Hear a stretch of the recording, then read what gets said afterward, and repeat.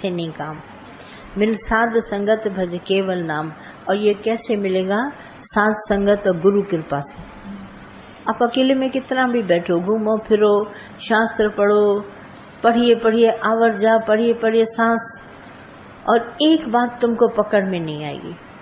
और गुरु तुमको एक बात पकड़ के देगा, तुम उसका अभ्यास करो तो भगवान श्री कृष्ण का नित्य अभ्यास, नित्य वैराग, तुमको ये ज्ञान आ जाएगा। अभ्यास करो। हुए मैं रमन में ऋषि आए आजकल मॉडर्न जमाने में, उसने बोला अपने से पूछो तुम कौन हो। शरीर का नाम और रूप है, इसका नाम भी है रूप भी है, पर अपने से पूछो तुम आखिर हो कौन और किस काम के लिए यहाँ आए। तो तुमको अंदर से जवाब मिलेगा कि तुम आए हो प्रभु पाने के लिए, और कोई काम तुम्हारे काम आने वाले नहीं, यही खत्म है। ये तुमको कुछ नहीं मिलेगा। तुम आसरा रख के बैठा है सब में, उसी से धोखे खाते। ये जीवन में दुख क्यों आया है? इसमें आसरा, उसमें आसरा, उसमें आसरा। भगवान ने तो दुनिया बना दी, सबको भगवान बना दिया। God made man into his own image, अपनी ही शक्ल में हूबहू अपने जैसा बना दिया। पर समाज ने कहा ठीक है, भगवान ने तो जो बनाया सो बनाया, पर हमको भी तो बुद्धि दी है, हम भी तो कुछ यहाँ बनाए। तो बनाया, ये बेटा मेरा, ये बेटी मेरी, ये घर मेरा, ये मेरा ग्रैंडफादर दादा, ये मेरा नाना, ये मेरी माँ, सब बना के बैठ गया घुन चुकी मार के। मेरा ये घर संसार, मेरा ये परिवार। और फिर आसरा रखा इसमें, जब बुढ़े होंगे तो लड़का काम आएगा, लड़की काम आएगी, धन काम आएगा, रिश्तेदार काम आएंगे, ये आए, चढ़ के उनके ऊपर बैठ गए। नहीं आए तो गिला शिकवा, आए तो मेरा बेटा बहुत अच्छा, मेरी बेटी बहुत अच्छी, मेरा दामाद बहुत अच्छा। आसरा रखा उसमें। मैं सवाल पूछती हूँ, आप क्यों आसरा रखते हैं? क्यों आपका बेटा आपको काम आए? क्यों आपकी बेटी आपको काम आए? आप भगवान में आसरा रखो तो भगवान अनेक रूपों में तुम्हारे पास आएंगे, अनेक रूपों में तुम्हारे पास आएंगे। हम एक रूप पर आसरा क्यों रखें? हम सब भगवान को दे दें, भगवान ये सब तुम्हारा अपना स्वरूप है, जो भी आ जाए, जिस रूप में आ जाए, किसी भी टाइम कोई अवेलेबल हो आ जाएगा। एक बेटा क्यों? नहीं, सभी हैं हमारे, अपना आप है, भगवान है। तो फिर हम एक पर आसरा नहीं रखते। आस हिक तो में रखी मो आसरो जग जो पलियो। दादा कहते थे, भजन गाते थे, कहते थे आस हिक परमात्मा तो में रखी मो आसरो जग जो पलियो। सारे जगत का मैंने आसरा छोड़ दिया, आस हिक तो में रखी, तुम्हारे में आसरा रख के मैंने जगत की आस छोड़ दी। आस और विश्वास मेरा परमात्मा तुम्हारे में है। तो हरि के हजार हाथ, हरि है अनाथ नाथ, जिसका कोई नहीं है उसका हरि है, जिसका न कोई संगी साथी उसका ईश्वर रखवाला है। बाकी उसका रखवाला नहीं, जिसके 10 बेटे खड़े हैं आपस में ही लड़ते हैं, कौन करेगा कौन करेगा, तुम जाओ, तुम्हारी भी तो माँ है, तुम्हारा भी तो पिता है, तुम्हारा आपस में ही लड़ भिड़ के खत्म हो जाते। एक पड़ोस का लड़का खड़ा हुआ, वैस के 8 बेटे इस तरह झगड़ रहे, उसने उठाया, माँ को बोला मैं ले जाता हूँ हॉस्पिटल, मेरी माँ है। तब सबकी आंख खुली, ये अनजान आदमी कह रहा है। जगत में इतने मूढ़ प्राणी, दादा ने तभी तो ये मूढ़ शब्द भगवान श्री कृष्ण ने रखा, मुझे बहुत अच्छा लगता है कि मूढ़ प्राणी है। अगर हम अपनी आत्मा को नहीं जानते तो हम बिल्कुल मूढ़ प्राणी हैं। एक होता है मूर्ख, मूढ़ तो माना उससे भी गया भी था। मूढ़ प्राणी माना इसको कुछ पता नहीं, जिसको अपनी आत्मा का पता नहीं कि मेरा शरीर किस बेस पर चलता है, उसको पता ही नहीं है, तो फिर बाकी क्या पता है। मैं सांस में भी परमात्मा की शक्ति है। तो जैसे कोई वहां बोलता है आप जल पृथ्वी वायु अग्नि आकाश बोलते हैं ना, तो भगवान श्री कृष्ण ने कहा जल मैं हूं। मैंने कहा जल नहीं, जल में मिठास भगवान है, तुम्हारे प्राणों का आधार भगवान है, प्राण नहीं, प्राणों का मूल आधार परमात्मा। देखो हमारी साइंस क्या कहती है, सीड, बीज के अंदर तरवर शाखा पुष्प पत्र फल पाया। ये बीज हाथ में लिया, इसमें पेड़ है छिपा हुआ, दिखाई नहीं देता है, मगर सीड हमारे हाथ में है तो जड़ भी आएगी, तना भी आएगा, शाखाएं आएंगी, पत्ता आएगा, फूल आएगा, फिर फल आएगा, फिर बीज आएगा। लाइफ साइकिल पूरी खत्म होती है। और बीज को किसने जन्म दिया?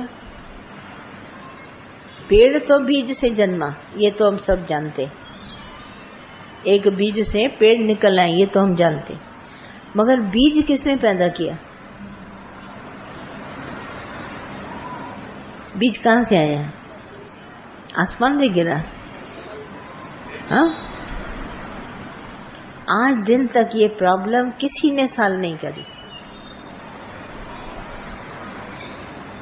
और बीज एक मंत्र है, बीज मंत्र सर्व को ज्ञान, बीज एक मूल मंत्र है, उस मंत्र का ज्ञान हमको होना चाहिए। अहम ब्रह्म अस्मयी ये मंत्र है, तत्त्वम असि महावाक्य है, ये मंत्र है, ये ब्रह्म ज्ञानी गुरु के सिवाय तुमको कोई नहीं देगा। अहम ब्रह्मस्मयी तत्त्वमसि, तुम भी वही है, मैं भी वही हूँ, ये बीज मंत्र है। बीज मंत्र सर्व को ज्ञान, सबके लिए ये बीज मंत्र का ज्ञान है। अहम ब्रह्मस्मयी तत्त्वमसि, जो मैं हूँ सो तू है। It is all my reflection, it is all my projection. मैं हूँ सब में, अवर न कोई, मेरी जोत सब घट प्रगट हुई।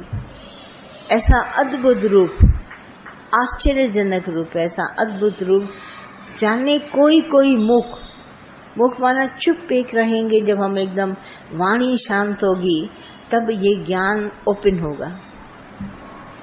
शब्द मिटेगा तो फल मिलेगा। शब्द है संसार, जब संसार मिटेगा तब आपके अंदर ये वाणी प्रकट होगी। अभी तो संसार ही बोले जा रहे हैं, संसार है शब्द, शब्द से शब्द बनता है, शब्द से शब्द। जैसे मैं कुछ आपको बोलूंगी तो आप भी कुछ बोलेंगे, फिर वो कुछ बोलेंगे तो फिर मैं बोलूंगी, शब्द पर शब्द टक्कर है। जैसे बैडमिंटन खेलते हैं इधर से उधर, फुटबॉल खेलते हैं, ये शब्द संसार है। पर मूल मंत्र जो है अहम ब्रह्मस्मयी तत्त्वमसि, इसमें आप दूसरा तीसरा शब्द मुझे नहीं बोल सकते। मैं बोलूंगी अहम ब्रह्मस्मयी तत्त्वमसि, तुम भी वही है, तो तुम कहेगा यस गुरु अहम ब्रह्मस्मयी तत्त्वमसि, तुम रिपीट करेगा गुरु की वाणी, मगर टक्कर में शब्द नहीं बोलेगा। शब्द संसार है। जब हम शब्द बोलने लगे, बेटा बोलना शुरू कर देता है, माँ बोलती बड़ी अच्छी बात है, इसने बोलना शुरू किया, वो संसार तुमने उसको पक्का किया, तो मम्मा, उसको फिर पापा, फिर भैया, फिर दीदी बोला, ये संसार उसको पक्का कराया। कभी नहीं बच्चे को बोलते हैं बेटा भगवान है, भगवान है इस रूप में, जो तू है सो मैं हूं, कभी नहीं बोला। माता मदालसा ने लोली दिया, उसने बोला तुम सच्चिदानंद स्वरूप है, मैं भी वही हूं। It is all my reflection, my projection. मैं ही प्रोजेक्ट हुआ हूं, कहीं स्त्री बना हूं, कहीं पुरुष, कहीं नर, कहीं नारी, कहीं पशु, कहीं वृक्ष बना हूं, कहीं कुछ बना हूं, कहीं कुछ बना हूं, मैं ही हूं। It is all my projection, मेरा आत्मा का प्रोजेक्शन है, विस्तार है, चमत्कार है। ये पूर्ण गुरु के सिवा तुमको कोई नहीं बता सकता। और ये ज्ञान तुम्हारे अंदर तब प्रकट होगा जब तुम शब्द भुलाएगा। शब्द संसार है, और ज्ञान सुनते सुनते आपसे संसार खुद ब खुद खत्म हो जाएगा, फिर आके रहेगा भगवान केवल। पहले दूध था, फिर दही जमा, फिर दही बिगड़ा, मक्खन बना, मक्खन बिगड़ा, घी बना, अब फिर से दूध बनाओ। ये प्रोसेस है। जब हम पैदा हुए हमको गुरु मिला, गुरु ने ज्ञान दिया, अज्ञान मेरा मिटाया, अज्ञान मिटते मिटते ज्ञान देता गया। बोला कुछ नहीं, बोला तुम शांत रहो, ज्ञान ले लो, काम आएगा कभी न कभी। मैंने भी गुरु से पूछा, गुरु आराम से सुख भरी दुनिया में बैठे हैं, जवानी में पढ़ रहे हैं, खा रहे हैं, पी रहे हैं, हमको तो ज्ञान की आवश्यकता महसूस नहीं होती। तो दादा ने मुझे बोला, आने वाले दुखों के लिए सुन लो। तो मुझे आने वाले दुख भी नहीं ध्यान थे। उस छोटी उम्र में न दुखों का ख्याल था, न कुछ आएंगे, हंसते खांसते चलते थे। मेरे को मन में ख्याल आया, हमारे ग्रैंडफादर जैसा है, और अगर मुझे ये बोल रहा है तो चलो मैं ले लेती हूँ, लाचारी जैसे कह रहा है दादा तो ले लेती हूँ। दादा से प्यार हो गया, दादा के ज्ञान से प्यार हो गया, साथ संगत से प्यार हो गया, छोड़ नहीं पा रही थी, दौड़ दौड़ के आती थी इनकी महफिल में। तो मैंने कहा कह रहा है दादा तो ले लो। और इतनी इम्पोर्टेंस भी दादा देता था। जब तक मैं नहीं सत्संग में पहुंचती थी दादा ज्ञान नहीं बोलते थे। तो सब लोग कहते लीलू जब आएगी ना तभी तुम ज्ञान बोलेगा। तो मेरे को बोलते थे लिलाऊ आया तो ज्ञान बोलते थे। तो मुझे अपनी इम्पोर्टेंट, मैं कोई कम हूं क्या किसी से?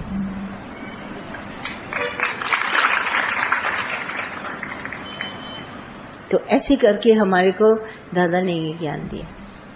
देखो, गुरु उठाने के लिए इंस्पिरेशन देता है। जैसे साइकिल में चलने के लिए हवा भरता है, वो हवा मेरे अंदर भरी। मैं क्या जानूं ये ज्ञान, मुझे क्या पता था। बोलते थे सीधे। मैंने 40 साल में ज्ञान देना शुरू किया, गुरु से मिल के आया 40